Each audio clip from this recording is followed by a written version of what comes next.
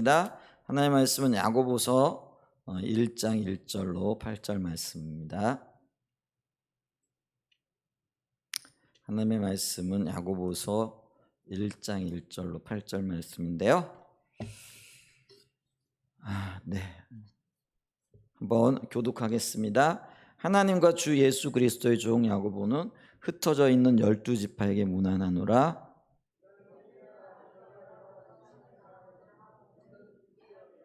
이는 너희 믿음의 시련이 인내를 만들어내는 줄 너희가 알미라.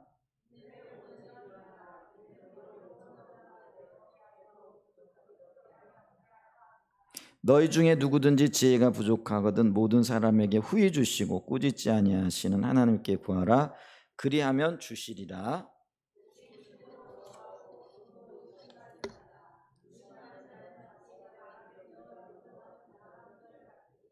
이런 사람은 무엇이든지 주께 얻기를 생각하지 말라. 아멘. 네, 주일날 아침에 우리 야고보서를 좀 살펴보고 있는데요. 오늘 1절로 8절 말씀까지를 그 중심으로 해서 시련과 지혜라는 그런 제목을 가지고 좀 말씀을 나누기를 이렇게 원합니다.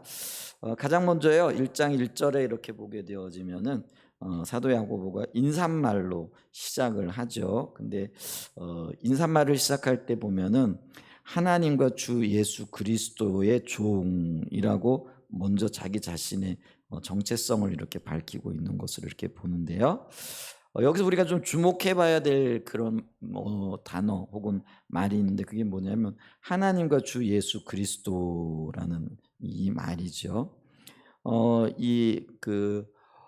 하나님과 주 예수 그리스도, 그래서 여기 과라는 우리나라 말로 이렇게 번역이 되어져 있는 이 단어가 그 헬라어 원문에 보게 되어지면 카이라는 접속사이죠. 근데 이게 접속사인데 어떤 접속사냐면 대등 접속사라 이렇게 얘기를 합니다. 그래서 앞말과 뒷말이 같은 위치에 있다, 이런 어떤 의미인데, 이 말은요, 하나님과 주 예수 그리스도 이렇게 표현이 되어지니까 앞말이 하나님이고 뒷말이 예수 그리스도이잖아요. 근데 그 예수 그리스도가 주로 표현이 되어져 있는데, 이게 지금 단순한 말인 것 같지만은요, 굉장히 파격적인 말일 뿐만 아니라 또 초대교회의 신앙 고백을 담아내는 어떤 표현이라 이렇게 얘기할 수 있다라는 거죠. 왜냐하면은요, 하나님과 예수 그리스도가 같은 위치 혹은 같은 분이라는 그런 지금 말을 하고 있기 때문에 그렇다라는 것이죠. 우리가 알고 있다시피 여기 보면은 주라는 말이 나오죠. 주라는 말은 이제 주인이라는 그런 의미인데, 근데 이 주라는 말은요, 구약에서는 오직 하나님 한 분께만 사용이 되어졌던 그런 단어이죠. 그래서 유대인들도 이 하나님이라는 이름을 함부로 부를 수 없어서 그거를 대체해서 주님이라 이렇게 부르기도 했다라는 것이죠. 근데 이제 초대교회 당시 로마 세계가 유대를 다스리고 있었는데, 이 초대교회 당시에만 해도 이 주라는 단어는 오직 로마의 황제에게만 사용되어졌던 언어라는 것이죠. 그런데 이 언어가 예수님이라는 그 십자가에 못 박혀 죽었다가 살아나신 그분에게 사용이 되어졌고요. 그러니까 이게 이제 그런 의미에서 보게 되어지면은 로마 세계에서는 도저히 용납할 수 없는 언어가 되어질 수 있다라는 것이죠. 그런데 그것도 용납할 수 없는데 이 예수가 하나님과 동격이라 지금 이런 선언을 하고 있다라는 거죠. 그런 관점에서 보게 되어지면은 이 단어는요, 굉장히 어떤 면에서는 위험한 단어일 뿐만 아니라, 그리고 이 단어 때문에 초대교회와 초대교회 성도들이 로마 세계로부터 그렇게 핍박을 당할 수밖에 없었다라는 것들을 우리가 기억을 해야 된다라는 것이죠. 자, 그랬을 때 이 하나님과 예수 그리스도, 그것도 이 예수 그리스도가 주님이 되시는데 바로 동격이다라고 얘기했을 때는 이 말을 가능케 한 초대교회 성도들의 신앙 고백이 어디에서부터 나왔느냐면은 예수님의 부활로부터 나왔다라는 것이죠. 그래서 지금까지 경험해 보지 못했던 예수님의 부활이 그들의 그 가치관과 세계관을 완전히 바꿔버렸다라는 것이죠. 오늘날 우리의 신앙에 있어서도 가장 근간이 되어지는 것이 십자가와 부활이죠. 그래서 십자가와 부활은 같이 가는 건데 이 둘 중에 어느 하나가 없어도 불완전하기 때문에 어떤 신앙의 대상으로서 혹은 우리가 믿어야 할 진리로서 성립이 되어지지 않는 것이죠. 근데 이제 뭐 십자가를 진다라는 것은 어떤 의미에서 보게 되어지면 있을 수 있는 일이죠. 근데 그 십자가에 못 박혔던 주님이 다시 살아났다.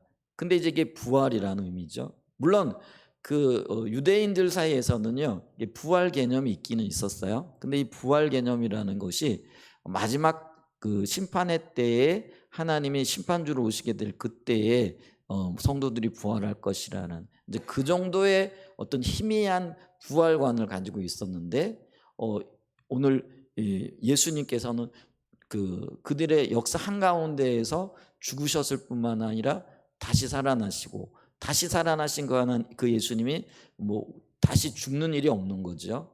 예를 들면 나사로라든지 아니면은 그 나인성 과부의 아들이라든지 뭐 이런 예수님께서 살려냈던 사람들이 있죠. 그들이 죽었다가 다시 살아났지만은 그들도 다시 죽을 수밖에 없는 한계에 부딪히게 되어지는데 우리 예수님은 죽으셨다가 다시 살아나셔서 영원히 죽음을 맛보지 아니하고 하늘나라로 올라가시게 되어지는 그 성경적인 의미 그대로의 부활의 역사가 일어나게 되어지면서요. 이걸 바라봤고 목격했던 사람들의 마음에 불이 붙게 되어지는 거고요. 참된 진리를 발견하게 되어졌을 때 이분이 하나님이시구나라는 그런 고백을 하게 되어지고 이 하나님 바로 예수 그리스도가 우리의 주인 되신다라는 그런 고백을 담아내게 되어지는 거죠. 그래서 이게 부활이 가능하게 했다라는 거죠. 그래서 이 부활하신 주님으로 인하여 그들이 예수 그리스도를 그들의 삶의 세계관에 있어서 주인으로 모셔드리게 되어졌는데 그 주인이라는 말 속에는요, 말 그대로 우리의 삶의 온전한 통치자가 되시고 주권자가 되신다라는 그런 의미가 있고요. 그 다음에 두 번째로는 이 예수님이 온 우주 만물의 적법한 통치자가 되신다라는 거죠. 적법하다라는 것은 합법적이다라는 그런 의미가 있습니다. 그러니까 법적으로 아무런 문제가 없는 합법적인 온 우주 만물의 통치자가 되신다라는 그런 의미가 있고요. 그 다음에 이제 세 번째로는 뭐냐면은 이 예수님이 하나님 본체가 되신다. 이제 그래서 이제 구약의 성도들은 하나님께만 오직 주라는 표현을 썼는데 이제는 예수 그리스도가 부활하심으로 저분이 우리를 죄를 위해 죽으셨다가 살아나셨던 인간일 뿐만 아니라 하나님이 이 땅에 오신 분이다라는 걸 받아들이고 인정하게 되어지는 거죠. 그래서 예수님이 바로 하나님이시라라는 이제 그런 고백을 하게 되어지는 것이죠.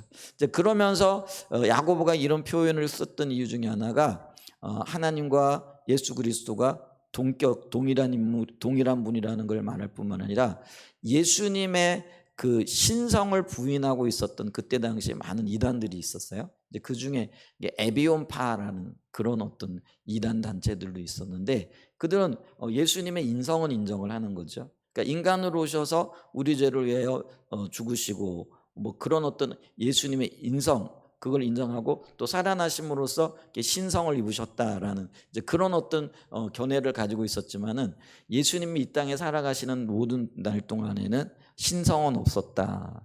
그러니까 그 인간 예수로만 활동했다라는 이제 그런 주장을 펼쳤던 그런 어떤 단체가 바로 에비온파라고 할 수가 있죠. 근데 그런 에비온파에게 아니다. 예수님은 이 땅에 인간으로 오셨을 뿐만 아니라 또 완전한 신으로 오셨다. 그래서 신성과 인성을 모두 다 갖춘 분이라는 그런 의미에서 하나님과 주 예수 그리스도라는 표현을 쓰고 있다라는 것이죠. 근데 이 신앙 고백이 초대교회 이 야고보서가 쓰여진 게 AD 62년경이라 지난주에 우리가 살펴봤잖아요. 그러니까 교회가 생긴 게 예수님이 승천하시고 또 40일 만에 그 일이 일어났으니까요. 승천하시고 열흘 만이죠. 승천하시고 열흘 만에 예루살렘에서 성령 임하시고 그리고 그것이 교회가 되어지는 일이 일어난 거죠. 그러니까 그게 AD 30년이라 이렇게 생각하면은 아주 이런 시기부터 이 초대교회 성도들에게 있어서는 예수님이 주인으로서 그분이 하나님이시다. 이제 그게 이미 다 받아들여지고 있었고 그것을 고백하고 있었다라는 거죠. 그리고 그 근간을 이룬 게 예수 그리스도의 부활이었다. 그래서 우리가 이 부활하신 주님을 만나게 되어지면은요, 주님이 우리의 주인 되어지는 그 놀라운 신앙 고백을 할 뿐만 아니라 그 주인으로서 우리 예수 그리스도를 인정하고 살아가게 되어지는 그런 놀라운 역사가 있게 되어진다라는 것들을 우리가 이 표현을 통해서 볼 수 있게 된다라는 거죠. 자, 그러면서 야고보는 자기를 이 하나님과 주 예수 그리스도의 종이라 이렇게 표현을 하고 있는데요. 이 종이란 말은요, 둘로스라는 표현인데요. 사역적인 측면에서는 일꾼이라는 그런 의미가 있고요. 그 다음에 그 섬기는 자로서의 어떤 모습들을 강조하고 있는 표현을 이렇게 얘기를 할 수 있죠. 그래서 이 야고보는 자기 자신을 하나님의 종으로서 주의 일을 맡은 일꾼으로서 자기 자신을 인식하고 있는 것을 보죠. 자, 그러면서 이 둘로스라는 말 속에는요, 주인을 섬기며 그에게 복종하는 것 외에는 아무런 자유와 소망이 없는 노예를 말한다. 이렇게 성경학자들이 이렇게 이야기를 하고 있죠. 그러면 이제 우리가 그 일꾼으로서 둘로스로서 하나님 앞에 서게 되어질 땐 종이 되어지죠. 근데 이게 어떤 면에서는 사역적인 관점이고요. 또 다른 면에서는 신분적인 어떤 자격이 우리에게 주어지는데 우리가 예수 그리스도를 주인으로 모시게 되어질 때 우리가 그분의 자녀 되어지는 그런 은혜를 누리게 되어지는 거죠. 근데 자녀와 종이 어떻게 보면은 너무나 이렇게 다른 언어잖아요. 그래서 자녀는 복되고 종은 어떤 면에서는 억압과 어떤 일만 하는 존재로 이렇게 인식이 되어지는 거죠. 근데 그게 아니고요. 자녀로서의 특권을 누리게 되어지면은요, 자원하는 마음으로 스스로 주의 일에 자기 모든 것들을 걸게끔 되어져 있다라는 거죠.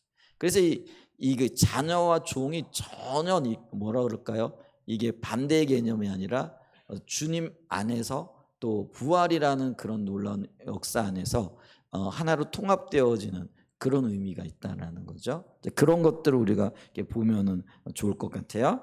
그러면서 야고보는 자기 자신의 정체성을 둘로스 종으로 표현하고 있고요. 그리고 이제 그러면서 흩어져 있는 12지파에게 문안하노다 이렇게 얘기를 하는데, 요게 우리가요 단어를 하나 이렇게 언어적인 의미에서 직역을 하게 되어지면은 이렇게 볼 수 있어요. 하나님과 주 예수 그리스도의 종 야고보는 다가올 그 나라를 바라보면서 흩어져 있는 12지파에게 문안하노라 이렇게 볼 수 있다라는 거죠. 그러니까 여기에 다가올 그 나라, 그러니까 다시 오실 주님이죠. 그리고 우리를 생명 가운데 인도하실 그 하나님을 소망하며 바라보면서 흩어져 있는 12지파에게 문안한다라는 거죠.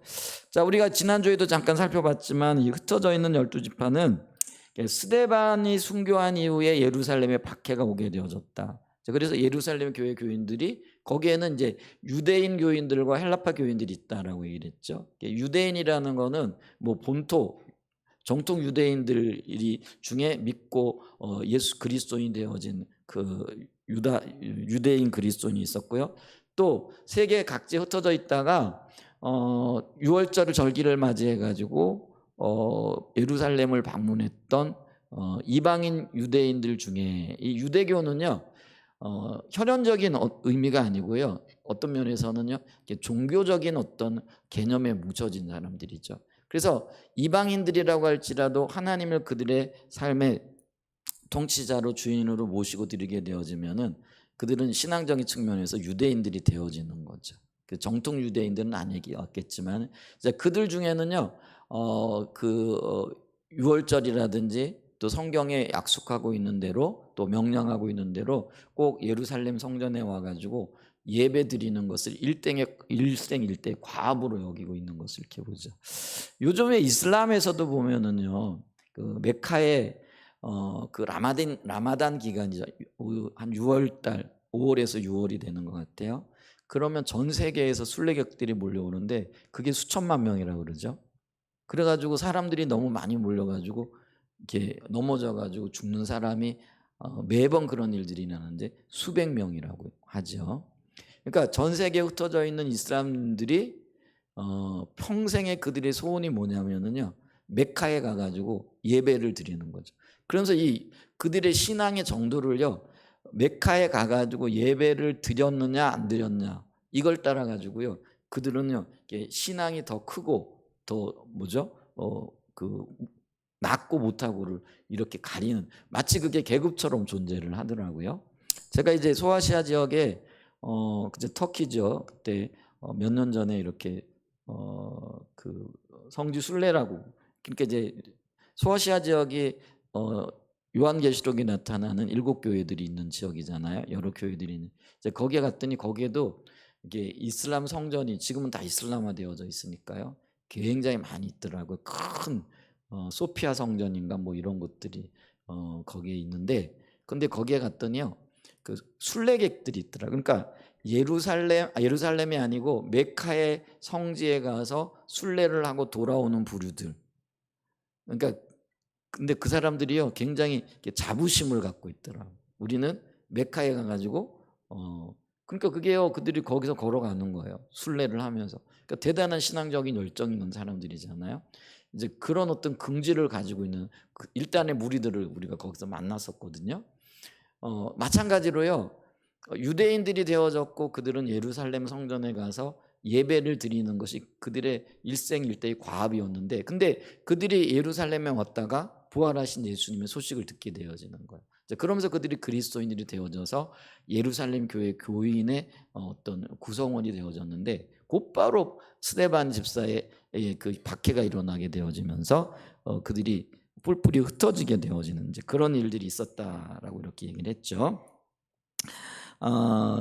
바로 이런 사람들, 이렇게 흩어진 유대인들, 그리고 더 나아가서는 이제 새 이스라엘로 지목이 되어지는, 그러니까 이걸 이제 우리는 유대인과 이방인이 합하여 하나님의 나라를 선포하고 또 이루어가는 교회를 가리킨다, 이렇게 얘기를 할 수가 있어요.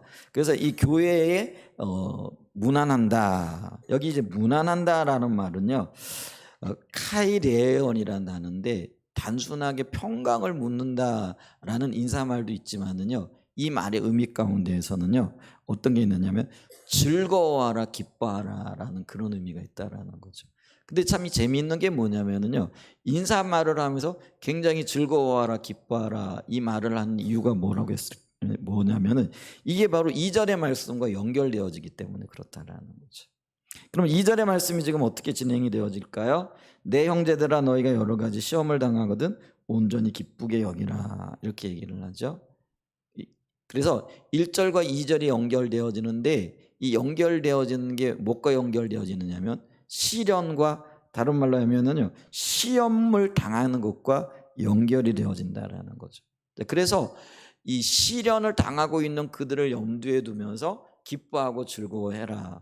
그러면서 기뻐하고 즐거워해야 할 이유 중에 하나가 너희들이 시험을 만나거든 하는 이제 그런 표현이 되어진다는 거죠. 자, 그러면서 2절에서 우리는요 이 흩어져 있는 유대인들, 다시 말로 하면은 하나님의 백성들이자 교회를 구성하고 있는 하나님의 사람들이 믿음의 시련을 만나게 되어졌을 때 어떤 자세를 취해야 할 것인가에 대한 그런 사도 야고보의 권면이 나와 있다라는 것이죠.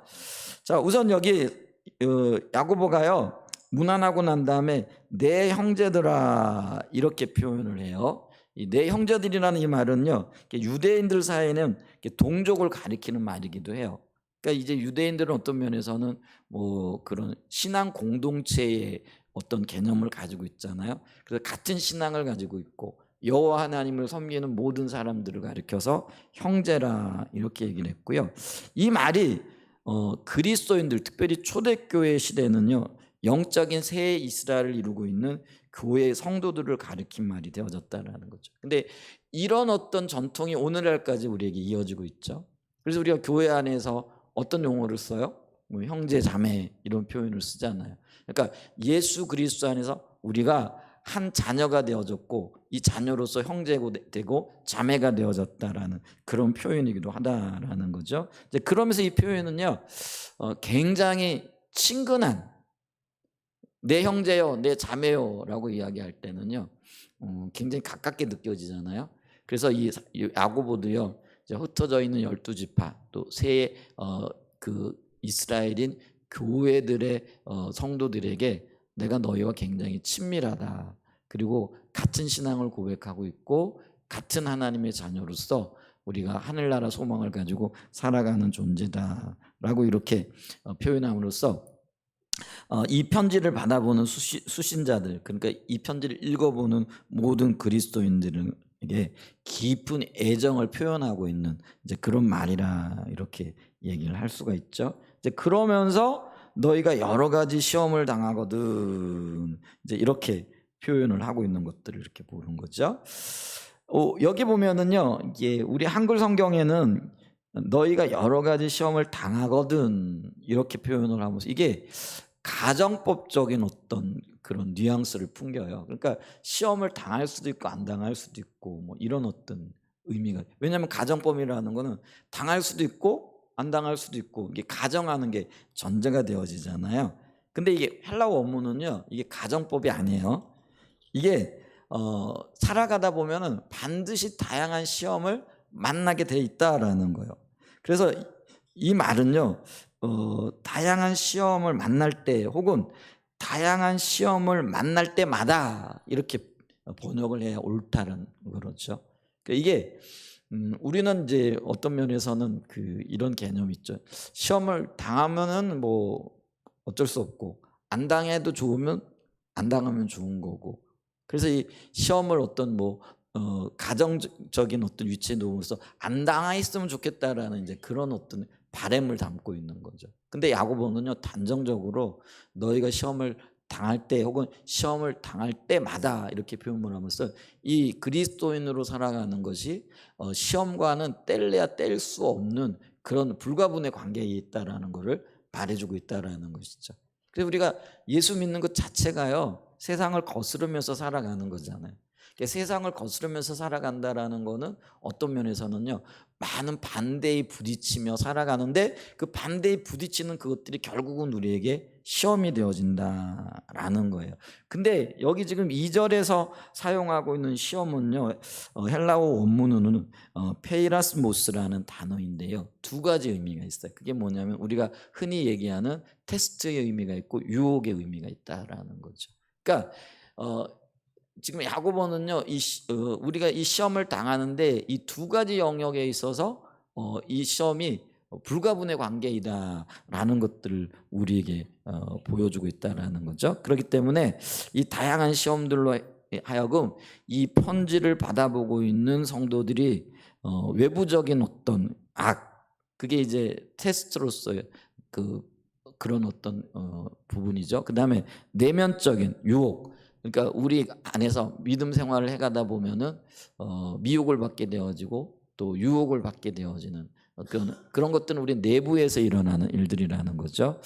이런 것들을 겪게 되어 있고 당하게 되어져 있는데 그런 것들을 보게 될 때는요, 어떻게 하라는 거예요? 기쁘게 여기라라는 거죠. 그래서 여기 보면 시험이 있을 때에 온전히 기쁘게 여겨라. 그러면 시험이 있을 때마다 온전히 기뻐해야 할 이유가 뭐냐라는 거죠. 그거는 시험이 하나님의 진노 때문에 우리에게 오는 것이 아니고 우리들을, 성도들을 더 견고한 믿음 안에 거하게 하기 위한 하나님의 사랑의 또 다른 표현이기 때문에 그렇다라는 거죠. 그거를 히브리서 12장 6절에는요, 주께서 그 사랑하시는 자를 징계하시고, 이 징계가 시험과 관련이 되어지는 거라는 거죠. 그가 받아들이시는 아들마다 채찍질하심이라 하였으니, 이렇게 표현하고 있죠. 그래서 이 시험을 받고 시험이 우리에게 오는 게 하나님의 사랑의 표현이라는 거죠. 왜냐하면 하나님은 그 사랑하시는 자를 시험하시고 이런 의미가 있고요. 그리고 하나님께서 용납하시고 받아들인 아들은 하나님께서 채찍질하신다. 이게 징계와 같은 의미로 사용이 되어진다라는 것이죠. 그래서 잠언 3장 11절과 12절에도 보면은요, 내 아들아 여호와의 징계를 경히 여기지 말라. 그 꾸지람을 싫어하지 말라. 싫어하지 말고 기꺼이 즐거움으로 받아들이라라는 그런 의미잖아요. 그랬더니 12절에 대저 여호와께서 그 사랑하시는 자를 징계하시기를 마치 아비가 그 기뻐하는 아들을 징계한 같이 하시느니라. 이렇게 얘기를 하고 있어요. 그러니까 어떤 면에서는요, 부모가 잘못된 길을 가고 있는 자녀를 징계하는 것이 의무잖아요. 근데 그 의무 가운데는 사랑의 마음이 담겨져 있는 거죠. 그처럼 하나님이 그 자녀들을 시험하시는 것은 하나님 되심, 곧 아들을 사랑하시는 부모의 심정으로 징계하신다라는 거예요. 근데 그 징계의 목적에 뭐가 있다라는 거예요? 바른 길로 인도하기 위함이라는 거예요. 그러니까 우리가 우리의 삶에 일어나고 있는 여러 가지 어려움들, 그 외부적인 압박이에요. 그게 이제 시험이에요. 그런 것들로 인하여 내부적으로 우리가 고민하고 갈등하고 또 유혹에 빠지게도 되는 거죠. 근데 이 유혹들이 다가올 때 그거를 어떻게 하라는 거예요? 오히려 적극적으로 기뻐하고 적극적으로 감사해라, 기쁘게 여기라, 이런 거죠. 왜냐하면 그것이 하나님의 사랑의 표현이고 그것 때문에 우리가 더 성숙해 되어진다라는 그런 의미가 있다라는 것이죠. 자, 그러면서 이제 3절로 넘어가게 되어지면은요, 우리가 온전한 시험을 기쁘게 여겨야 할 그 이유가 또 하나가 뭐냐면 이 시험을 통해서 열매를 맺게끔 되어진다라는 거죠. 자, 여기 보세요. 3절에 이는 너희의 믿음의 시련이 인내를 만들어내는 줄 너희가 알미라. 여기 이제 원문에 보게 되어지면 너희가 알게 될 거라, 이렇게 시작을 하는 거죠. 이게 우리가 한글 성경을 보게 되어지면 알미라라는 게 가장 뒤에 나가 있잖아요. 근데 원문에 보게 되어지면 알미라가 가장 앞에 나와 있어요. 근데 이게 앞에 나와 있는데 이 안다라는 게 뭐냐면은요, 이게 기노스쿠라는 단어예요. 여러분, 기노스쿠라는 단어, 안다, 이게 지식이라는 거예요. 지식으로 아는데 이 지식으로 아는 건 뭐냐면은요, 이론적으로 아는 게 아니라 경험적으로 알게 되어질 거라는 거죠. 그래서 시험을 당할 때 온전하게 기쁘게 여겨야 할 그 이유가 그것 때문에 너희가 알게 되고 깨닫게 되어지고 경험하게 될 것들이 있을 거라는 그런 의미라는 거죠.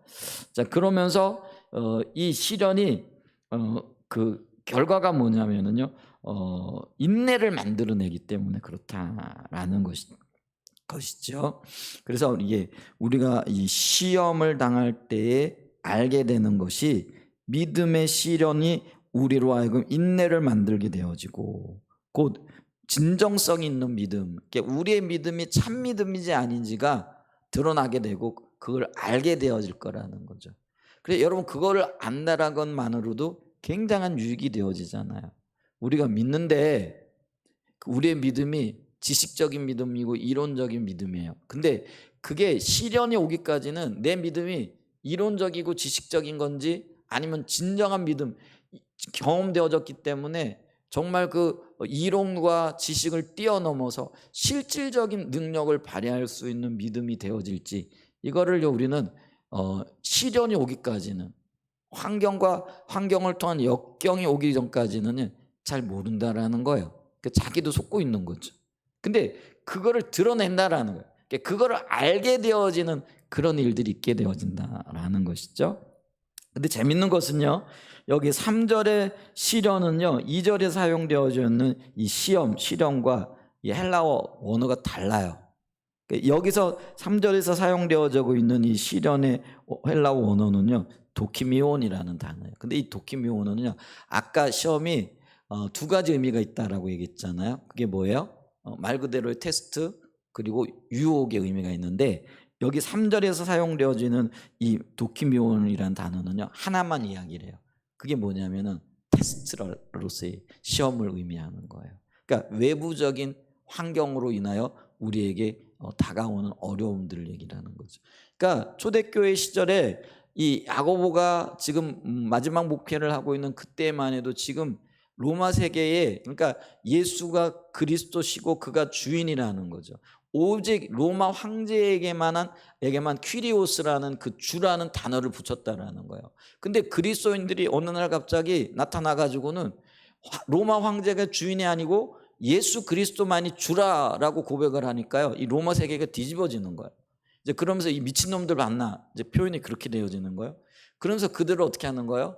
잡아가지고요, 어떻게 하든지 그런 주장을 하지 못하게 하려고 겁을 줘야 되는 거죠. 여러분, 우리가 일벌백계라는 거 아시잖아요. 어떤 일들을 하려 그러면은요, 한 사람을 잡아가지고요, 도에 지나치게 어떤 그 형벌을 내린다든지, 이런 어떤 벌을 준다든지, 본보기로 어떤 그 행위를 하게끔 되어지는 거죠. 그러니까 이제 로마 황제 입장에서는요, 자기가 황제가 아니라고 이런 발칙한 것들이 있나 이렇게 얘기를 하면서요, 그리스도인들 중에 지도자들을 잡아가지고요 죽이고, 그리고 특별한 사람들을 잡아서 큰 어떤 본보기를 보임으로써 이들의 주장을 잠잠하게 하려고 하는 그런 의도들이 있었다라는 거죠. 이제 그런 어떤 맥락하에서 지금 이 로마 세계 아래 살아가고 있었던 모든 그리스도인들에게 이런 어떤 시험과 박해가 외부적으로 직접적으로 피부로 지금 그들에게 다가오고 있다는 거예요. 자, 그랬을 때 그런 시험이 다가올 그때에 그들이 인내를 열매 맺게 하고 진정한 자신의 믿음을 드러내게 하는 좋은 테스트로서의 역할을 하게 되어진다라는 것들을 우리가 볼 수 있다라는 거죠. 그렇기 때문에 우리가 이 그 인내를 통해서 믿음의 시련을 거친 인내를 만들어내는 열매를 맺게 되는 것을 너희가 보게 될 거고 알게 될 거고 경험하게 될 거라라고 이렇게 얘기를 하는 거죠. 그러면서 이 인내가 뭐냐라고 했을 때 4절 읽어보면 이제 인내를 온전히 이루라. 그래서 이 인내가 뭘 얘기하느냐? 이 인내라는 이 단어가요, 지난번에도 제가 한번 말씀을 드렸는데요, 휘포모네라는 단어입니다. 여기서 사용되어진 휘포모네라는 단어는요, 견고하다, 끝까지 견딘다 이거예요. 그러니까 시련이 오고 역경이 올 때 그거를 견고하게 붙잡고 서서 견뎌내는 거예요. 언제까지요? 그 시련이 지나갈 때까지. 그거를 이제 휘포모네, 인내라라고 이렇게 얘기를 한다는 거예요. 그런데 여기 보니까 너희 인내를 온전히 이루어라 이렇게 말함으로써 하나님께서 온전하신 같이 성도들도 자기가 하나님을 닮아 온전해지기까지 끝까지 견뎌내라는 의미로 해석이 되어질 수 있다라는 거죠. 뭐 하나님은 견고하시기 때문에 뭐 훈련을 받으실 필요가 없고 테스트를 받으실 필요가 없잖아요. 그런데 우리 그리스도인들은 불완전한 존재. 근데 이 불완전한 존재들이 테스트를 통해서 혹은 연단 과정을 통해서 시험을 통해서 어떻게 되어지는 거예요? 점점 더 온전해지는 거예요. 그래서 우리가 왜 순금을 혹은 순은을 만들어낼 때 그 은을 어디다 집어넣어요? 풀무풀 혹은 도가니 속에 집어넣거든요. 근데 그 도가니 속에 집어넣어 가지고 온도를 뭐 몇 도를 올리는지 모르겠는데 수천 도를 올리는 거예요. 그럼 수천 도를 올리면서 이렇게 끓으면서 불순물들이 싹 빠지고 뭐만 남는 거예요? 정금 혹은 순음만 남게 되어지는 거예요. 그게 이제 온전해지는 과정이라는. 근데 그 온전한 금, 온전한 은을 얻기 위해 가지고 정금, 뭐 순은을 얻기 위해 가지고 외부에서 고도의 압력을 가하는 거죠. 그게 열을 가한다라는 거죠. 그게 테스트라는 거죠. 그러니까 오늘날 우리의 삶이 온전해지기 위해서는 어떻게 돼야 되는 거예요? 하나님이 우리에게 이렇게 시험, 테스트, 압력을 가하신다라는 거예요. 근데 이 압력을 가할 때 도가니 속에서 은이 끝까지 견뎌내고 풀무불 가운데서 불이 끝까지 견뎌내야 되는 거예요. 그러니까 끝까지 견뎌내어질 때 불순물이 제거되어지고 온전케 되어지는 거예요. 그걸 인내라라고 이야기를 한다라는 거죠. 아까 제가 말씀드렸잖아요. 우리가 그리스도인으로 살아간다는 것 자체가 어쩌면은요, 세상과는 구별된 자로 살아가겠다는 우리의 신앙 고백이잖아요. 근데 이런 구별된 자로 살아가게 되어질 때 이 세상이 우리를 가만 내버려 두겠느냐라는 거죠. 절대로 가만 내버려 두지 않습니다. 그 과정에서 수많은 시련과 역경이 있게끔 되어져 있어요. 세상에 압박이 있고 압력이 있다는 거예요. 근데 그 세상의 압박과 압력을 하나님은 우리를 정결케 하시고 불완전한 우리가 온전케 되어지는 재료로 사용하신다는 거예요. 아멘. 그러니까 이걸 바라보고 이걸 받아들이고 이런 원리를 따라서 살아가는 게 믿음이라는 거예요. 그러니까 믿음은 어떤 거예요?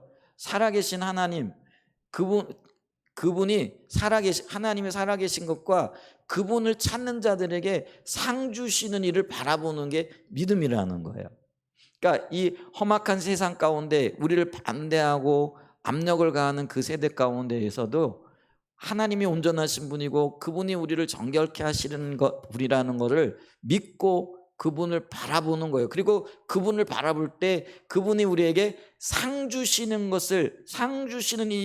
분인 것을 끝까지 믿고 견뎌내는 거예요.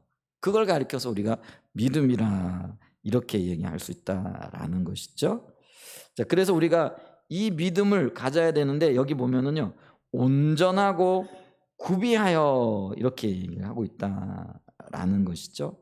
여기서 이 온전하고 구비하다라는 건 아까 완전한 의미라는 게 있고요. 하나님의 뜻이 온전하게 성취되는 데까지 인내하는 거예요. 그러니까 하나님의 뜻이 성취되어지는 것, 이게 완전이라는 거예요. 온전하고 구비한 이런 그런. 그래서 그 하나님의 뜻이 우리의 삶 가운데 온전히 성취되는 그때까지 인내하기를 계속적으로 힘쓰고, 그리고 이 인내를 가능케 하는 게 믿음이라는 것이죠. 근데 인내에는요, 두 가지 형태의 인내가 있는데요. 그게 뭐냐면은 능동적인 의미에서의 인내가 있고요. 하나는 수동적인 의미에서의 그 인내가 있는데요. 능동적인 의미에서의 인내는요, 우리가 이게 적극적으로 어떤 선을 행하잖아요. 근데 선을 행하다가도 욕을 먹을 수 있고요. 또 선을 행하다가도요, 위기를 겪을 수 있잖아요. 그러니까 예를 들면 내가 선을 행한다라는 게 뭐냐면은요, 주님의 뜻을 찾기 위한 적극적인 행보를 하는 거예요. 근데 이런 적극적인 행보를 할 때 방해가 있어요, 없어요? 있어요. 근데 그런 방해가 있을 그때에도 이 방해들에 굴하지 않냐고 끝까지 그 일을 추구하고 끝까지 그 일을 이루어내는 거예요. 그게 이제 능동적인 인내예요. 그러니까 선을 행하되 그 어떤 방해에도 불구하고 꾸준하게 방해를 딛고 그 일을 행해 가는 거예요. 그 다음에 이제 수동적인 그런 인내라는 건 뭐냐면은요, 고난은요, 내가 원치 않는 거잖아요. 근데 그게 이제 다가올 때, 근데 그거는 능동적인 거라기보다는요, 그냥 그걸 고스란히 받아내는 거예요. 여러분, 이게요, 참 어려워요. 하나님이 원수 갚는 것이 내게 있다라고 말씀하실 때, 그 얘기는요, 원수가 우리를 공격할 때 그들을 대적할 권한이 내게 있는 게 아니라는 거예요. 근데 그게 이게 수동적이라는 거예요. 이게 얼마나 힘들고 어렵겠어요. 그러면 이 원수 갚는 것이 하나님께 있기 때문에 하나님이 그걸 갚아주시기까지 나는 어떻게 하는 거예요? 끝까지 참고 끝까지 인내하고 끝까지 그거를 견뎌내는 수밖에 없어요. 그게 이제 수동적인 인내라는 거예요. 이게 어렵죠. 근데 이 야고보가요, 인내를 얘기할 때 사도 바울도 마찬가지인데요, 인내를 끝까지 이룰 때 이 두 가지 의미가 같이 포함이 되어진다는 거예요. 그러니까 우리가 주를 추구하고 주를 따라가고 주님과 동행하는 삶을 살기 위한 이제 그런 어떤 우리의 그 노력, 이걸 끝까지 해 나가야 되는 거예요. 반면에 우리가 감당할 수 없는 이제 그런 어떤 어려움과 역경들, 이런 것들에 대해서 수동적으로 잘 견뎌내고 주님이 갚아주시길 기대하고 주님을 바라보는 이제 그런 것들이 있어야 된다라는 것이죠. 자, 그래서 온전하고 구비하여 하나님의 뜻이 이루어지길 그때까지, 이제 그때 조금도 부족함이 없게 이 일이 일어나게끔 되어져 있다. 그게 이제 온전한 인내라라고 이렇게 얘기를 할 수 있죠. 그다음에 이제 5절로 넘어가게 되어지면은요, 이 5절은요, 인내의 삶을 살기 위하여 우리가 구해야 할 것이 있다라는 거죠. 근데 그게 뭐냐? 지혜라라는 거죠.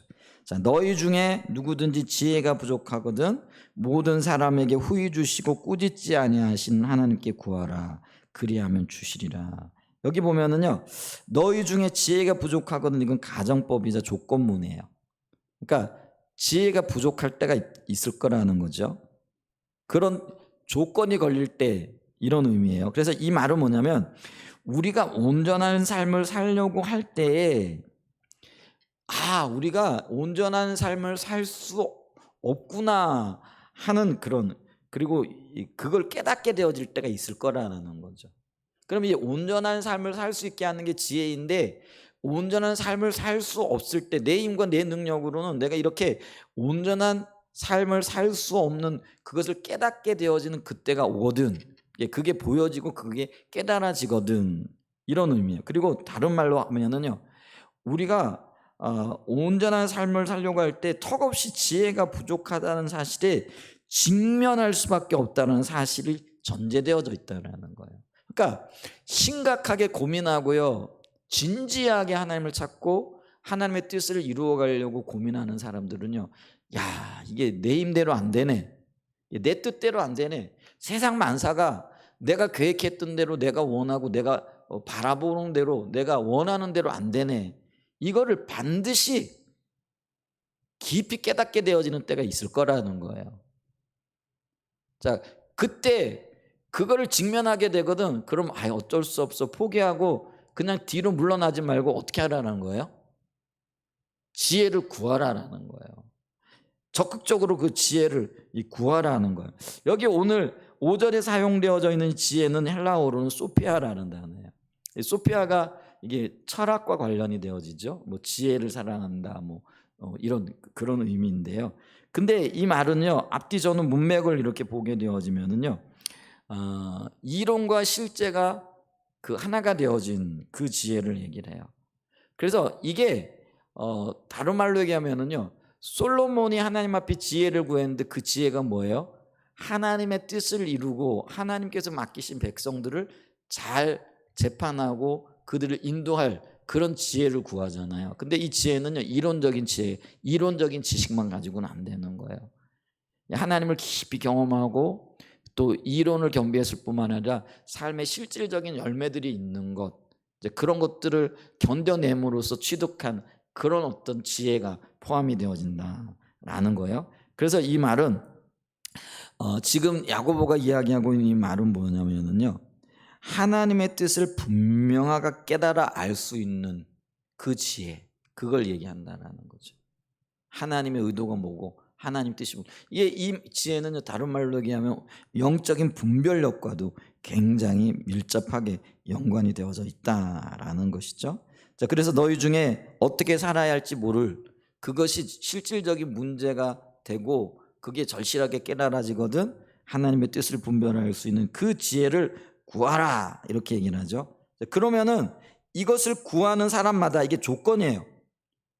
조건에 걸리는 거라는 거예요. 그러니까 있잖아요, 이런 것들을 절실하게 인식하고 구하는 사람과 구하지 않는 사람에게, 구하는 자에게는 응답이 올 것이고 구하지 않는 자에게는 응답이 없다라는 거예요. 그러니까 우리가 성경 말씀을 보면서 많은 말씀들이 조건에 걸리는 것을 이렇게 보죠. 심지어 구원 문제도 조건이 걸려요. 누구든지 그리스도 안에 있으면, 혹은 누구든지 주 예수 그리스도의 이름을 영접하면은, 뭐 이런 거라는 거죠. 그러니까 영접하지 않으면은 자녀가 안 되는 거예요. 근데 영접하면은 누구든지 그리스도의 하나님의 자녀가 되어지는 거예요. 그러니까 이 구원도요, 조건에 걸려 있다는 거예요. 그리고 이 지혜의 문제도요, 그리고 이 믿음의 시련을 통과할 수 있는 그 지혜의 문제도 결국은 조건의 문제에 걸리는데, 그게 뭐냐면 구하는 자와 구하지 않는 자로 나뉘어진다는 거예요.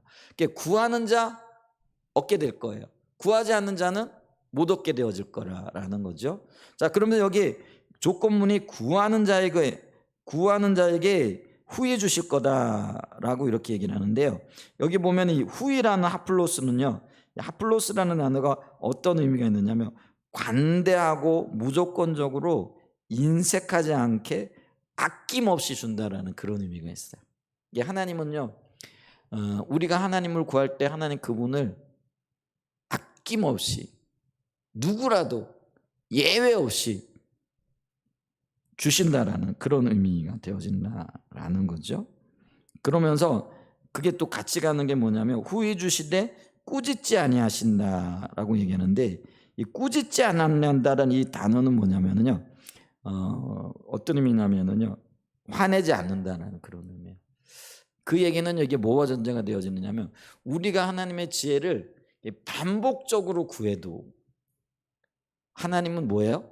화내지 않는다라는 거죠. 제가 이 말씀을 보면서 어떤 걸 했잖아요. 반복적으로 얘기를 해요. 우리 가정에는요, 일을 보면 이런 일이 있어요. 뭐 요거 하나 갖다 주세요. 이게 들어주잖아요. 그럼 저것도 주세요, 이것도 주세요, 이것도 주세요. 그냥 끝없이 이어져요. 그러면 이제 어느새 이게 폭발해요. 한 두 번 정도까지는 그래, 뭐 물 주세요, 젓가락 주세요, 숟가락 주세요, 휴지 좀 주세요, 요것 좀 버려주세요. 뭐 이렇게 막 반복적으로 어떤 요구들이 계속 주어지는 거예요. 그럼 있잖아요, 한두 번 그래요, 뭐 이렇게 좋은 마음으로 들어줘요. 근데 그게 막 반복적으로 오잖아요. 그러면 이제 어떤 반응이냐면, 당신이 왜 자꾸 나한테만 얘기하는 거야? 아빠가 하세요. 왜 아빠는 자꾸 그냥 한 번 들어줬더니 쉴 새 없이 그걸 요구하세요? 여러분들 어떠신지 모르겠어요. 한 번 들어주면은요, 뭐 끊임없이 이어져요. 근데 끊임없이 이어지면은 뭐예요? 그냥 화가 나는 거죠. 나를 바보로 하는 거야. 자기도 할 수 있으면서 왜, 이제 그런 어떤 생각이 드는. 근데 이게 인간적인 한계라는 거예요. 근데 여기에 꾸짖지 아니하신다라는 그런 의미는요, 이 헬라어로 단어로 오네미다조라는 그런 단어인데요, 이게 반복적인 어떤 요구, 그러니까 우리가 반복적인 어떤 요구하면 성질 나잖아요. 짜증도 나고. 아니 한 번만 얘기하지 뭘 그걸 얘기하고 또 하고 또 하고. 아니 들어줬으면 됐지 뭘 또 그걸 얘기를 하는 거야. 또 왜 그걸 얘기를 해? 내가 바보야? 호구야? 뭐 이러면서 화를 내게끔 돼 있잖아요. 그게 인간적인 한계라는 거예요. 근데 이 하나님은 뭐예요? 그게 없다라는 거예요. 그러니까 내가 10번을 기도해도요, 100번을 부르짖어도요, 100번을 요구해도요, 마치 처음인 것처럼 알았어, 그래, 내가 들어줄게. 이게 꾸짖지 아니하고의 의미라는 거예요. 그러니까 우리가 구하되 반복적으로 끊임없이 구해야 할 이유가 여기에도 있다라는 것도 우리가 알아야 되겠죠. 그래서 우리가 이 꾸짖지 않고 후히 주신다라는 건 아낌없이 주시는데, 우리가 반복적으로 구해도 결코 화내시거나 나무라지 아니하시는 하나님을 강조하고 있다라는 거예요. 아멘. 그러면서 여기 보게 되면은 후히 주시고 꾸짖지 하시는 하나님께서 구하라. 그래야면 누가 주신다라는 거예요? 하나님 그가 우리에게 주시겠다라는 그런 의미예요. 그렇기 때문에 우리가 인내의 삶을 살기 위해서 살아가다 보면 지혜가 부족하고 우리에게 힘이 없다라는 걸 발견할 그때는요, 이 지혜, 또 지혜의 근원 되시는 그 하나님을 구하게 되면은요, 그분은 후히 주시고 또 꾸짖지 아니하시고, 그러니까 반복적으로 구해도 나무라지 아니하시고 그렇게 주시는데, 그가 그 하나님이 우리에게 주실 거라는 거죠. 얼마나 놀라워요. 우리가 하나님 앞에서 이런 마음을 가지고 이렇게 기도해야 될 줄 믿습니다. 아멘. 그래서 이 말씀을 늘 기억하시면서 주님 앞에 구하고 나가는 그런 은혜가 있었으면 좀 좋겠습니다. 자, 그러면서 이렇게 주님 앞에 구할 때에 한 가지 유의해야 할 것이 있는데, 그 유의가 뭐냐면요, 6절과 7절에 이렇게 나와요. 6절에 보게 되어지면 이렇게 얘기하죠. 오직 믿음으로 구하고 조금도 의심하지 말라. 의심하는 자는 마치 바람에 밀려 요동하는 바다 물결 같으니 이런 사람은 무엇이든지 주께 얻기를 생각하지 말라.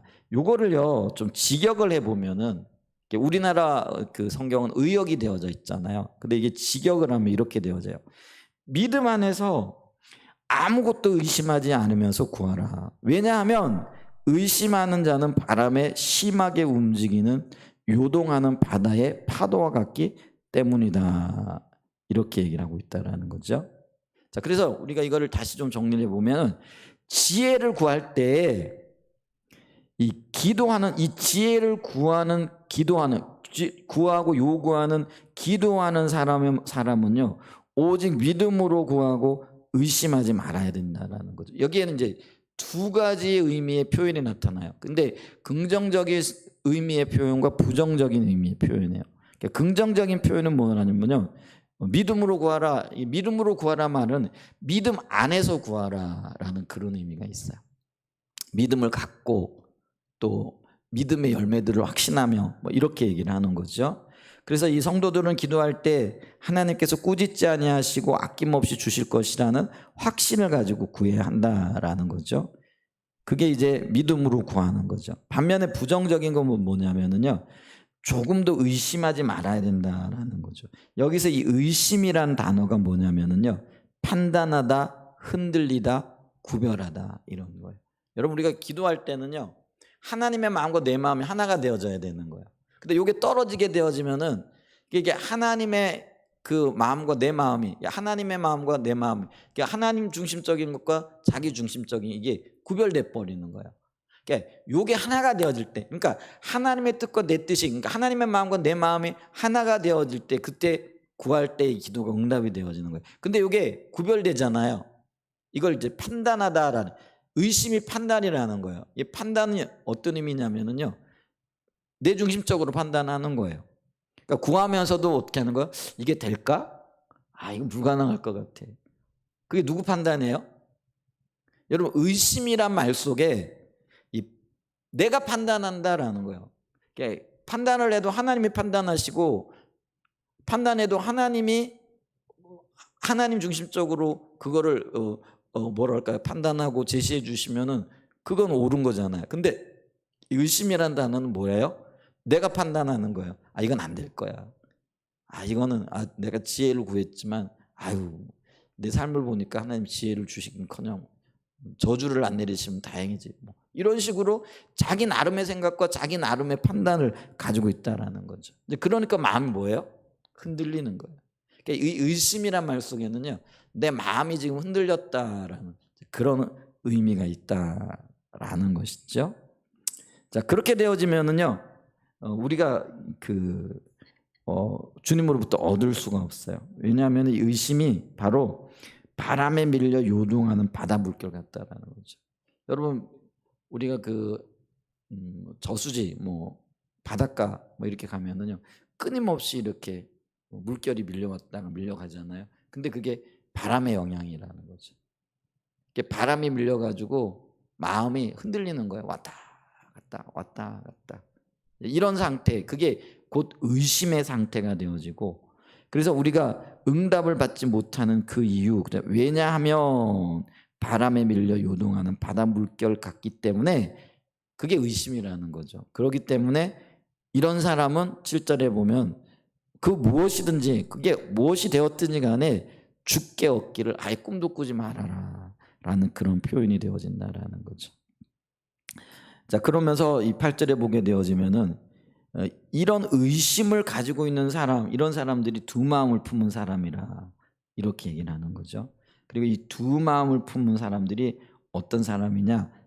정함이 없는 사람이다 이렇게 얘기를 하고, 하나님이 그들과 함께 하시지 않는다라는 그런 의미의 말씀을 주죠. 이 두 마음을 품은 모든 일에 정함이 없는 자로다, 이 말도요, 조금 직역을 하게 되어지면은 두 마음을 품은 사람은 그의 모든 길들 가운데 불안정하다.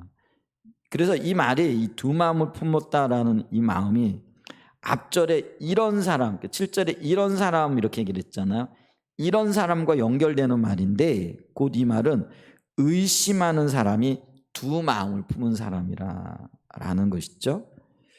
그래서 그러면 이 마음이 어떤 마음이냐? 믿음과 불신 사이를 왔다 갔다 하는 사람이라는, 오가는 사람이라는 거예요. 그러니까 어떤 때는 믿어져, 근데 어떨 때는 안 믿어지고, 어떤 때는 믿음의 행동이 나와, 어떤 때는 불신의 행동이 나온, 이런 사람을 가리켜서 두 마음을 품은 사람이라는 거죠. 그러니까 예수님께서는 이거를요, 두 주인을 섬기는 자라 이렇게 얘기를 해요. 그래서 우리가 마태복음 6장 24절에 보면 한 사람이 두 주인을 섬기지 못하리니, 그래서 이 두 주인을요, 세상, 하나님과 세상으로, 이 세상을 물질과 관련시키는 것들 이렇게 보죠. 그러면서 혹 이를 미워하고 저를 사랑하거나 혹 이를 중히 여기고 저를 경히 여김이라. 그러면서 너희가 하나님과 재물, 그러니까 이게 두 주인이라는 거죠. 우리의 마음에 이 재물이라는 건 세상과 그리고 세상이 가지고 있는 가치관을 상징적으로 얘기를 하는 거예요. 그래서 하나님 그분 하나님의 선한 뜻과 세상의 의지, 세상의 뜻, 또 세상이 추구하는 그것들이 이게 왔다 갔다 하는 거죠. 자, 우리가 하나님을 사랑한다 혹은 하나님을 믿는다라는 말은 어떤 의미가 있느냐면요. 한번 따라서 해보죠. 하나님만 섬기는 거예요. 그리고 하나님만 믿는 걸 의미하는 거예요. 여러분 이게 분명해야 되거든요. 왜냐하면 이게 분명하지 않아서 우리는요 늘 갈등해요. 그러니까 어떨 때는 하나님도 사랑하고 어떤 때는 세상도 사랑하고 이게 둘 늘 같이 가는 거예요. 그러니까 하나님만 사랑하게 되어지면 세상은 내려지게끔 되어져 있어요. 근데 이게 안 내려지니까 늘 이게 우리 마음속에서 저울질을 하게 되어지는 거죠. 근데 성경적인 의미에서 하나님을 믿는다라는 거는 하나님만을 믿는 거예요. 그러니까 세상도 믿고 하나님도 믿고 이거 아니에요. 사람도 믿고 하나님도 믿고 이거 아니에요. 여러분 하나님만을 믿고 또 하나님만을 알기를 원하고 하나님만을 사랑하는 것 이게 하나님이 우리에게 요구하시는 거라는 거예요. 근데 우리는 늘 우리의 마음에 두 준이 있는 거죠. 두 준이 있다라는 건 뭐냐면요. 사실은 다 가진 것 같은데 아무것도 가지지 못한 거라는 거죠. 그래서 성경은 뭐예요? 너희가 만약에 이게 두 주인을 가지고 있다라고 하지만 결국은 그게 세상을 사랑하고 세상을 믿는 거라라는 그런 의미의 요지의 말씀을 하고 있다라는 거죠. 그렇게 되어지면은요 우리가 하나님을 믿는다 그러면서도요 결국은 하나님을 경히 여기는 거예요. 이 경히 여긴다라는 게 뭐냐면 멸시하고 무시한다라는 거죠. 세상의 소리가 들리고 하나님의 말씀이 들려요. 근데 우리가 두 주인을 섬기게 되어지면 결국엔 뭘 따라가게끔 되어져 있어요? 세상의 소리를 따라가게끔 되어져 있어요. 세상의 소리를 따라간다라는 거는 이 세상의 말, 세상의 소리는 존중히 여기는 반면에 하나님의 말씀, 하나님은 무시한다라는 거잖아요. 그거를 성경은 뭐라고 얘기를 하냐면 하나님을 멸시한다 이렇게 얘기를 하고 있는 거죠. 그러니까 우리가 깊이 좀 생각을 해봐야 돼요. 내 마음에 지금 두 마음인가 한 마음인가? 두 마음이라는 거는 내 마음 속에서 세상과 하나님이 경쟁하고 있다는 거예요. 근데 경쟁하고 있다는 그 자체가 내가 이미 세상을 더 사랑하고 있는 거예요. 왜냐하면 이게 둘이 같이 갈 수 없거든요. 오늘 성경에도 보게 되어지면 한 사람이 두 주인 그러니까 하나님과 세상을 두 주인을 섬기지 못할 것이니 혹 이를 미워하고 저를 사랑하거나 혹 이를 중히 여기고 저를 경히 여김이라. 이 말은 뭐냐면 내 마음에 이미 세상과 하나님이 경쟁하고 있다는 거는 세상을 더 사랑한다란 말이에요. 그 얘기는 하나님을 경히 여긴다라는 그런 의미가 되어진다는 거예요. 그렇기 때문에 이 두 주인은 같이 갈 수가 없다라는 거예요. 오직 한 주인 한 분만이 하나님 한 분만이 나의 유일한 주인이 되어져야 된다라는 것이죠. 그래서 이거를 만약에 이렇게 두 주인을 섬기면은요 모든 일에 정함이 없다라고 이렇게 표현한다라는 거죠. 정함이 없다라는 건 뭐냐면은 불안정하다라는 거예요. 왔다 갔다 한다라는 거죠. 그러니까 우리 마음이요 불안정하다 혹은 왔다 갔다 한다.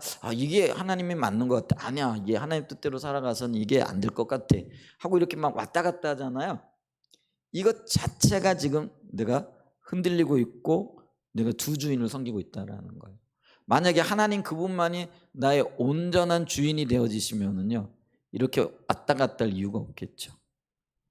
오직 그분만을 바라보고 그분만을 의지하고 그분 안에서만 행복을 누릴 수 있게 되어지는 그런 역사들이 나타나게 되어진다라는 것이죠. 근데 이게 오늘날 우리의 문제였을 뿐만 아니라요 야고보 사도가 편지를 보내고 있는 그 흩어져 있었던 유대인들, 흩어져 있었던 하나님의 자녀들에게서도요 여전히 있었던 문제라는 거죠. 그래 그들을 다독이고 그들이 오직 하나님 한 분만이 지혜인 줄 알아 두 마음을 품지 않고 오직 한 길을 달려가. 그러니까 그 시련과 역경 가운데에서 그 오직 하나님 한 분만을 붙잡고 달려나갈 수 있도록 권면하고자 하는 그런 마음으로 야고보가 지금 이 편지글을 보내고 있다라는 것이죠. 그리고 이게 오늘 여전히 우리에게도 유효한 말씀이고 우리가 이 말씀을 따라 살아야 할 그런 권면이다라는 것들을 우리가 기억할 수 있는 은혜가 있기를 축복합니다. 자, 우리가 아까도 말씀드렸지만은 하나님을 믿는다라는 건 세상과 구별되어진다는, 세상과 구별되어지게 될 때 세상은 결코 우리를 가만 내버려 두지 않습니다.